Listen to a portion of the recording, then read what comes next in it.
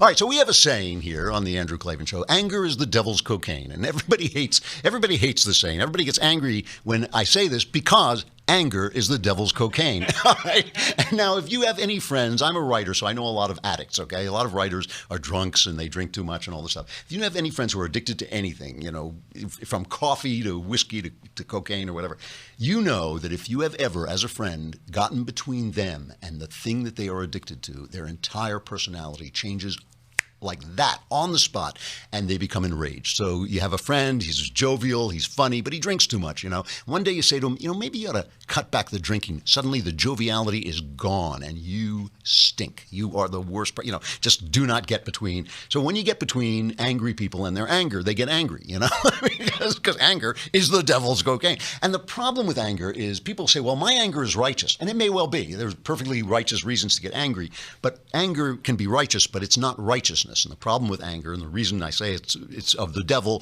is that it convinces you that you're righteous. It makes you feel like when you're hating that guy on the other, you feel like you are so good. You are so, and it's obviously a problem on the left because anger is all they've got now. They have no policy, solutions or anything like that. So they're just out there screaming. But if you listen to their chants, they're completely irrational. And they've got those pink hats on and they're shaking. And we're oppressed. You say, well, how are you oppressed? Well, look at me. I'm wearing a pink hat and standing in the street. It's like you think well, you don't have to actually be doing that. But there's also anger on the right. I have to play this little piece of Alex Jones. Alex Jones, who is the Keith Olbermann of the right. I mean, this is Alex Jones. And, this is a guy the president reputedly likes, This is Alex Jones reacting to some left-wing political satire from Alec Baldwin. Okay, Alec Baldwin makes some jokes on SNL. This is Alex Jones' reaction. Alec Baldwin thinks he's a tough guy. I challenge him $1 million, the charity he wants, to get in the ring with me. Bare knuckle. You coward. You think you're a tough guy messing with little cameraman people. You frickin' bully. You coward. I hate you. My listeners hate you. And remember that scumbag forever. We're going to defeat this anti-human scum. We're going to wreck their world. Now, I just want to remind you, this is the host of the Match Game we're talking about, okay? I mean, Alec Baldwin is a left-wing loudmouth. It's not illegal in this country, You can be a left-wing loudmouth actor. They're all left. All the actors are left-wing loudmouths. He's going to pay him $1 million to get in a ring with him bare knuckle because we're going to wreck your world. So there's a little bit of a... So the reason I bring this up is because we're going to be talking today about fake news, which is, as far as I'm concerned at this point, almost all news that comes out of the mainstream media. And it's not fake because it's untrue. It's fake because it's all slanted to the left. And one of the reasons I want to have Andy McCarthy on is because he speaks so well about the facts behind these stories. Yesterday, the CBO, the Congressional Budget Office, comes out with a report on the new health care bill, okay? Now, listen to this. This is really interesting. The American Health Care Act, it says, would cut the budget deficit. So this is a prediction, right? And this is amazingly complex. We're talking about a huge swath of the economy. Nobody really knows. Nobody really knows what the effect is going to be, but they're trying to come up with a prediction, okay? The American Health Care Act would cut the budget deficit by $337 billion over 10 years as the bill replaces Obamacare's subsidies with tax credits, and rationalizes its Medicaid expansion and repeals its tax increases. This is from the Wall Street Journal. The bill would cut taxes by nearly $900 billion while cutting spending by $1.2 trillion, okay? So that's good. CBO thinks 14 million people on net would be uninsured in 2018 relative to the Obamacare status quo. So they're saying ultimately over 20 million people, as they put it on the air, would lose insurance. They keep saying they would lose insurance. Why would they lose insurance? The initial coverage plunge would be due to repealing the penalties associated with the individual mandate. So in other words, when the government stops forcing you to buy Obamacare, it's such a garbage product that people will stop buying it. That's what they're saying. All they're saying is that people, if they're not forced to buy Obamacare, will not buy Obamacare. And the CBO is only calculating what happens when government forces you to do it. They're not calculating what will happen when, as predicted, the cost of insurance goes down. If the cost of insurance goes down and competition extends and people can say, well, I only want to insure this much and I only want to insure this kind of disease and I don't want to pay for this, but I want to pay for that. A lot of those people are going to choose on their own off their own bat to buy insurance. So the prediction is only those people who might say, we're not buying this crappy Obamacare because you're not forcing us to buy it anymore. What's funny about this is this CBO report, which of course the Democrats jumped on, and that's their job to jump on the Republicans. That's why they were elected to do that. That's fine. But this report sounds like they're repealing and replacing Obamacare, right? The taxes going down, deficit going down, number of people insured by force going down. This is a good thing. I mean, Paul Ryan goes out and he's trying to put a good face on this thing because it sounds like all the press is reporting is that people are going to lose insurance. And what he says is virtually true. Play the Ryan cut.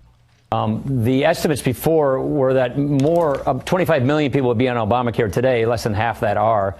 But look at what they said, the reason why they think this uninsured would happen. We're saying the government's not going to force people to buy something they don't want to buy.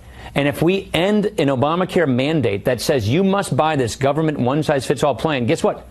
People aren't going to buy that.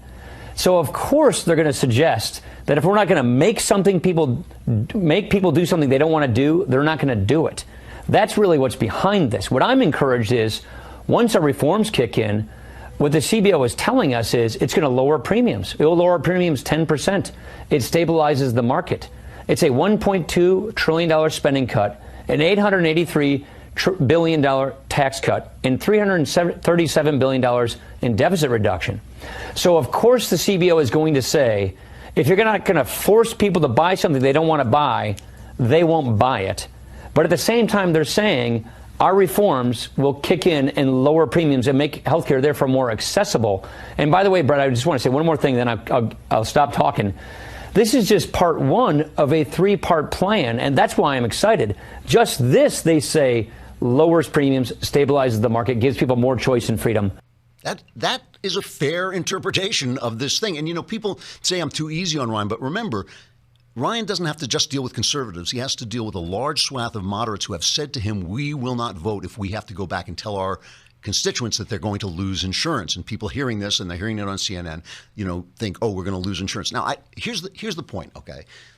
This is a complicated bill. It's a complicated issue. We don't all know what's going on, and people start to use phrases like, oh, it's Obamacare light and this, and they gin up your anger, and so people aren't sure what they're hearing. But I just want to just show you how this is being covered. Listen to CNN covering this story, how everybody's going to lose their insurance. This is the CNN on Ryan Care, number 6.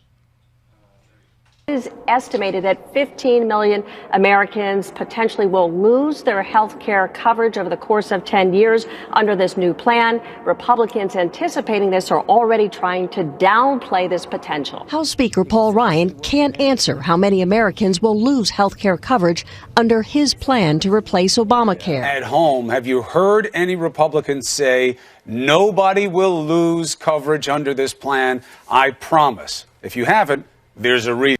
All right, they're going to lose it. They have no answers. You're going to lose your plan. You're going to lose your health care. You're going to listen to the way they covered Obamacare. So help me, I am not making this up. This is CNN covering Obamacare when it was still being debated. Got eggs in the morning at 5 a.m. Time to go into work again. Welcome to the world of medicine. Whoa, here we go again. The hospital's packed with people in a long line. Agitated cause we waited for a long time. This is all so crazy. Too many missing coverage lately. My tummy's hurting and I'm feeling kinda sickly. My hips bad and I feel weak. And the prices are always raising up. Conservatives and liberals say to reform healthcare today, but they can't seem to find a way. So we throw our hands up for healthcare reform. Make your choice today. Private and public care. Will the marketplace treat us fair? So we throw our hands up for healthcare reform. Make your choice today. Yeah, yeah, yeah, yeah. It's a problem in the USA. Yeah, yeah, yeah, yeah. It's a problem in the USA. So adorable school children singing, it's a problem in the USA. Just a little different the way they go. And this is what makes people insane with anger. And this is all I'm saying to you is don't become reactive because you're being lied to constantly. And it does make people crazy.